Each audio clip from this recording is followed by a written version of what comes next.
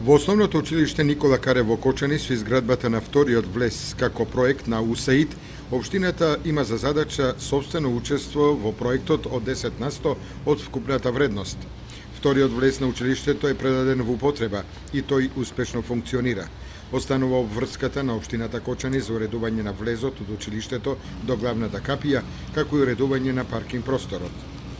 Последните најави зборуваат дека општината ќе го уреди влезот до училиштето со поставување на бехатон плочки и уредување на паркингот кој секојдневно представува проблем и за учениците и за наставниците. Паралелно со ова се прават напори за дислокација на бараката на станицата за индивидуално земјоделие, како и рушење на старата и дотраена куќа во дворот на училиштето и создавање паркинг простор кој ќе им служи на повеќето установи од околината. Инаку се најавува и уредување на улицата, односно сообраќајницата, која ќе поминува покрај спортската сала и Министерството за внатрешни работи се до автобуската станица. Предвидено е улицата да биде широка 5 метри и да има тротоар за минување на пешаци од 1,5 метар. Ова веќе е направено со измените на деталниот урбанистички план. Единствено се чека отпочнување на работите.